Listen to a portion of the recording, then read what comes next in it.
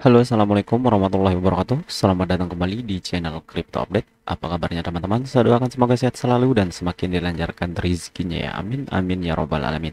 Oke, jadi di video kali ini kita akan melakukan trading di market Binance Future dengan menggunakan salah satu indikator yang menurut saya pribadi, indikator ini adalah salah satu indikator yang cara baca atau cara kerjanya itu sangat-sangat simpel ya teman-teman ya.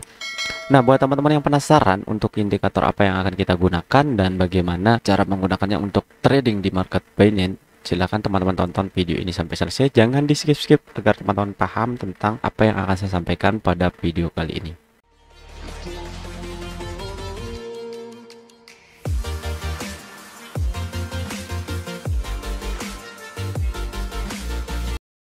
Oke, di sini pertama-tama kita langsung menuju ke market Binance ya di sini. Nah, ini saya sudah login di akun saya di market Binance dan sudah berada di Binance Future-nya. Ini untuk pairnya Ethereum USDT. Kita akan coba untuk memberikan tutorialnya di pairnya Ethereum USDT. Jadi di sini sebelum saya menyebutkan untuk indikator yang akan kita gunakan, ada satu hal yang perlu teman-teman garis bawahi sebelum teman-teman melakukan trading di pasar apapun itu ya. Jadi dalam melakukan trading itu, entah teman-teman menggunakan technical analisa sebagus apapun ataupun indikator sebagus apapun, itu tidak ada yang namanya indikator ataupun technical analisa yang 100% memberikan profit ya. Jadi setiap kita melakukan analisa ataupun trading menggunakan indikator itu tetap ada dua kemungkinan, yaitu kemungkinan kita untuk loss ataupun profit. Karena trading itu ada loss, ada profit, jadi tetap ada dua kemungkinan. Terkhusus untuk teman-teman yang mau melakukan trading menggunakan indikator ini, teman-teman tidak boleh serakah ya, karena di sini sistemnya adalah scalping, yang mana kita ketahui kalau scalping itu adalah trading dalam jangka waktu yang singkat ya. Jadi jangan terlalu membiarkan posisi trading teman-teman dalam jangka waktu yang lama ya. Oke. Nah, oke, dan untuk indikator sendiri yang akan kita gunakan di sini adalah indikator Bollinger Band ya. Nah, yang mana indikator Bollinger Band ini seperti yang saya bilang sebelumnya itu indikator yang cara baca atau cara kerjanya itu paling simpel. Nah, kemudian untuk cara pasang atau cara menggunakan indikator ini sangat-sangat mudah. Di sini ada menu yang namanya technical indicator di bagian Binance Future-nya kalau teman-teman memakai PC ataupun software dari Binance ini ya. Nah, tinggal diklik saja seperti ini dan nanti akan muncul tampilan halaman indikator seperti ini. Di sini ada banyak sekali indikator yang bisa teman-teman gunakan untuk membantu dalam melakukan technical analisanya ya. Nah, di sini karena kita mau menggunakan indikator Bollinger Band, maka di sini kita akan langsung untuk mengetik atau mencari indikatornya yaitu Bollinger Band. Nah, di sini sudah muncul untuk indikator Bollinger Band-nya. Untuk cara pasangnya tinggal diklik aja seperti ini dan nanti secara otomatis akan muncul garis-garis seperti ini. Ada 3 garis yang muncul. Biasanya kalau tampilan defaultnya itu ada garis berwarna merah 1 dan garis berwarna ungu 2 ya. Nah, di sini untuk garis di bagian bawah ini itu disebut lower bandnya ya, lower band dari Bollinger Band ini. Kemudian di garis bagian tengah yang berwarna merah ini disebut dengan garis middle bandnya atau garis bagian tengah. Kemudian yang garis paling atas ini itu disebut dengan garis upper band.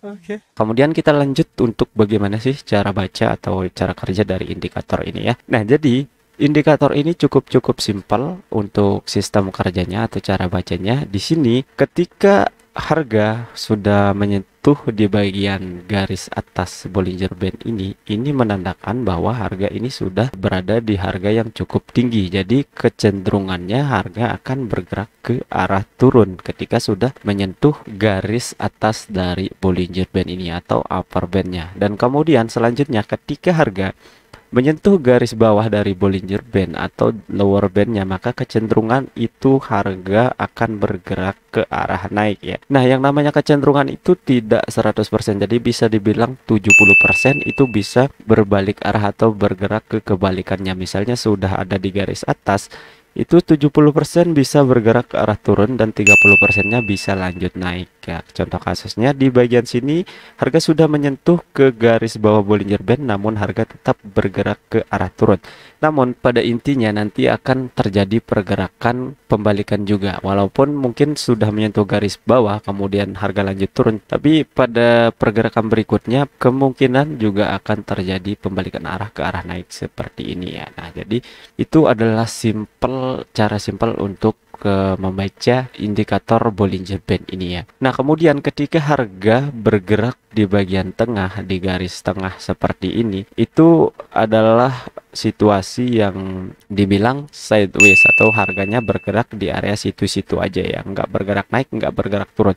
Nah, pergerakan harga seperti inilah yang patut kita hindari dalam melakukan trading ya, karena pergerakan seperti ini sangat membingungkan karena ini harganya hanya bergerak di situ-situ aja. Jadi untuk teman-teman yang mau melakukan trading scalping menggunakan indikator Bollinger Band ini, bisa mencari pasar ataupun market yang sedang bergerak ke arah naik ataupun sedang bergerak ke arah turun untuk mencari sinyal ataupun titik entry yang pas untuk melakukan pembelian atau open posisi long ataupun open posisi short. Nah, untuk Ethereum sendiri di sini sebenarnya sudah bisa melakukan open posisi long ya, karena di sini untuk harganya sendiri sudah menyentuh garis bawah dari Bollinger Band-nya. Maka kecenderungannya untuk Ethereum 70% harusnya sudah mulai bergerak ke arah naik, minimal mencari garis Bollinger Band tengahnya dan selanjutnya bisa turun kembali atau lanjut untuk mencari garis Bollinger Band bagian atasnya, dan 30%-nya bisa lanjut turun ke arah bawah ya. Oke. Kemudian selanjutnya untuk area take profitnya ya. Jadi untuk take profit ketika kita menggunakan indikator Bollinger Band ini untuk menentukan area take profitnya itu juga cukup simpel. Jadi area take profit kita yang pertama itu adalah garis Bollinger Band tengahnya ya. Jadi garis Bollinger Band tengah ini bisa kita jadikan area take profit pertama untuk kita yang menggunakan indikator Bollinger Band ini untuk melakukan trading ya. Nah, kita bisa take profit di bagian garis tengah ini untuk take profit pertama kita, dan kita bisa melakukan take profit kedua kita di bagian garis Bollinger Band atas untuk posisi long atau garis Bollinger Band bawah untuk posisi short ya. Selain menggunakan indikator Bollinger Band ini, teman-teman juga bisa memadukannya atau mengkombo dengan indikator-indikator lainnya untuk lebih mempermudah teman-teman dalam melakukan technical analisa ya. Nice. Sebagai contoh, di sini saya melakukan transaksi perdagangan di pair Bitcoin USDT di market Binance Future ya. Nah, di sini saya menemukan bahwa Bitcoin sudah berada di garis atas Bollinger Band atau di upper bandnya ya, berada di time frame 15 menit. Nah, sesuai yang saya bilang di sebelumnya, jika sudah berada di upper band atau di garis atas Bollinger Band, maka kecenderungannya harga seharusnya bergerak berbalik turun ke bawah ya.